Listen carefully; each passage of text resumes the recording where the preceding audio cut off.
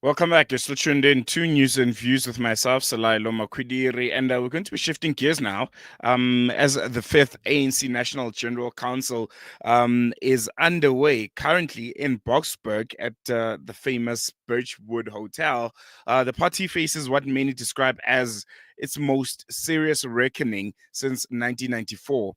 After a historic drop in popular support in the previous elections and a string of corruption scandals, the ANC's leadership has pledged renewal. But political analysts warn that rhetoric alone won't restore public trust. And today, joining us to unpack what renewal could truly mean for a party like the African National Congress, especially leading up to the 2026 local government elections. Probably you can put into the conversation their next electoral conference and the succession plan that they might have. We'll be speaking to political analyst, Professor Sipho Seepe, who's joining us via our virtual platform. Prof, thank you so much for joining us. Always a pleasure having you on Salam Media. Good morning. Good morning, and thank you for inviting me.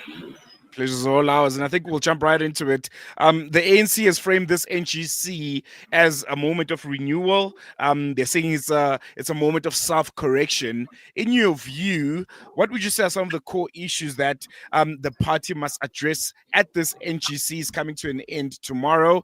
And will those be enough in their hopes to recover from some of their recent losses?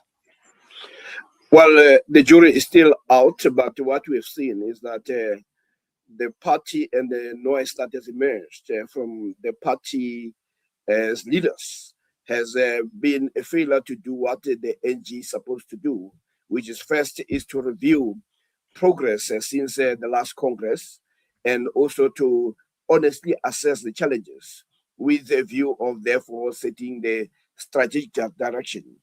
One of the things that they were supposed to have done, which has not emerged, is that they must look at why they have actually experienced such a winter of discontent. One must understand that when one talks about it, winter of discontent is not only outside the ANC in terms of the voters, it's also within the ANC. They need to make sure that there is a critical analysis and the review of everything, not some of the issues. And what they've done is to manage the process ab initio, upfront, to make sure that there are certain things that will not be up for discussion. And one of those is the issue of leadership. And hence, there was a statement by Philip Baluda that in the context of what he calls an existential crisis, the ANC cannot afford to start quibbling around the issue of leadership. Yet it is possible that some of these crises that the ANC is facing may have to do more with the type of leadership that it has. It is true that what has happened, the setback of 2024, where the people of this country and the ANC's traditional voters have actually said, no, guys, we've given you a chance and you had actually failed us. They would have to look at why, despite the noise, especially from the mainstream media, that Ramaphosa is a person who is even more popular than the ANC, somebody who is going to take the ANC to the next level. It is actually the person who has plunged the ANC from a voter support of 62% to 40% since he took over. It was the President Mbeki who actually told the ANC that they must stop being in denial and understand that they have a leadership crisis. He was bold to say, when you have a leadership that takes the party from 57 to 40%, and you pretend that all is well, then you are part of the problem. And President Mbeki had now even gone further to say, maybe we should even ask whether the people who are leading in the leadership of the ANC are really leaders of the ANC, or whether they are people who are part of the system that was brought in to undermine the ANC. So these are serious statements that are being made by President Mbeki. But he's not alone. And this is why many people within the ANC have been talking about whether Ramaphosa will resign after G20, whether he's going to resign after the NGC. But we know that the leadership of the ANC and ANC has already suggested that no, there'll be no discussion around leadership.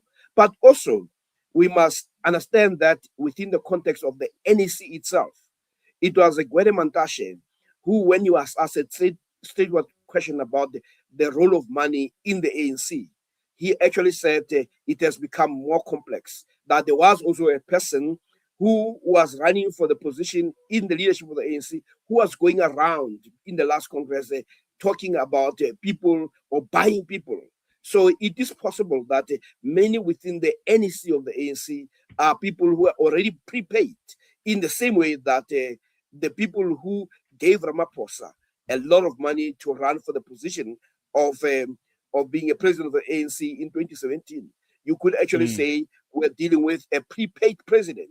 And Mogoeng has been very frontal about it, that when people give you 1,000 rands and take you out for lunch, it's understandable.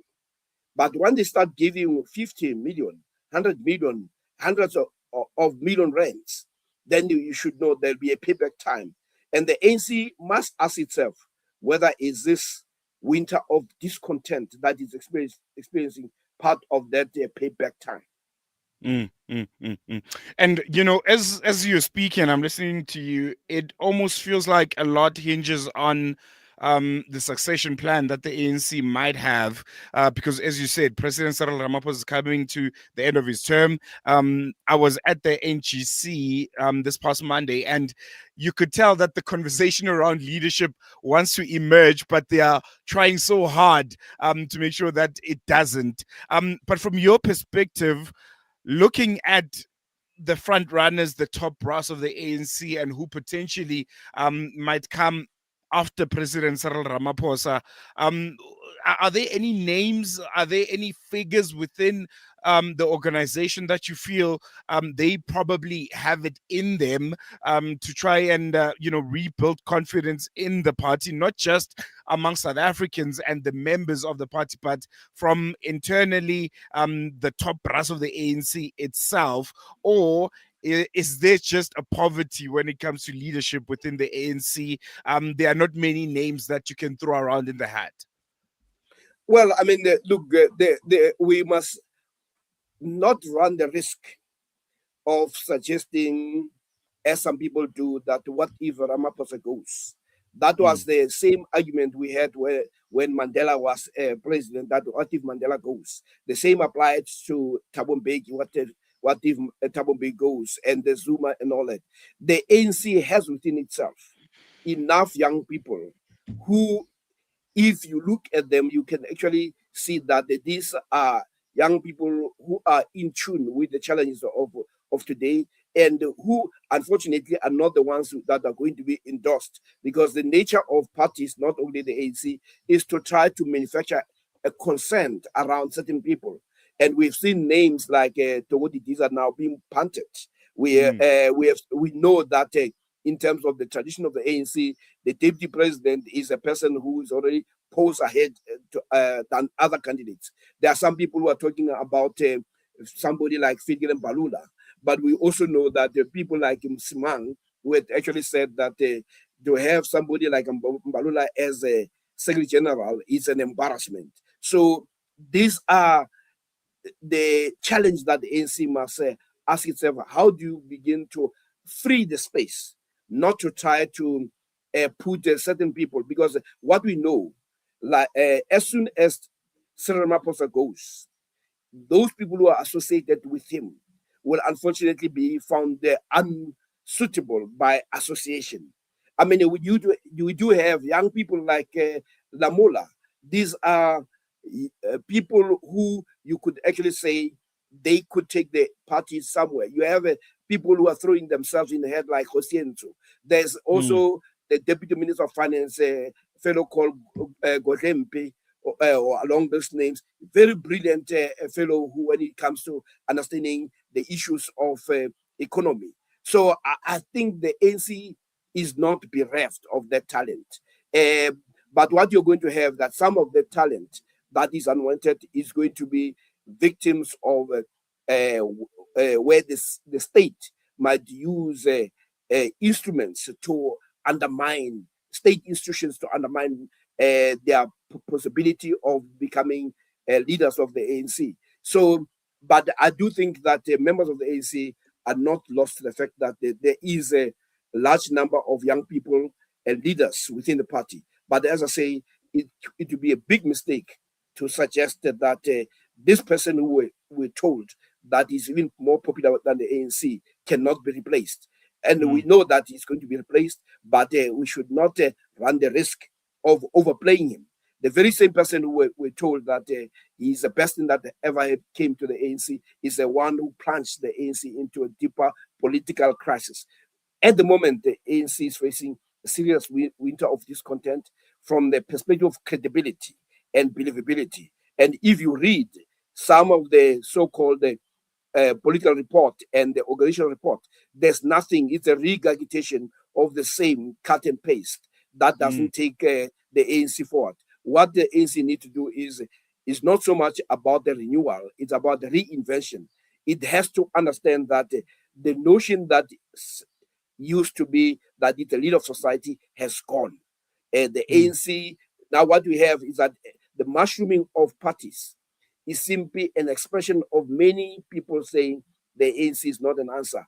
One must also remember that most of the new parties come from people who traditionally used to support the ANC.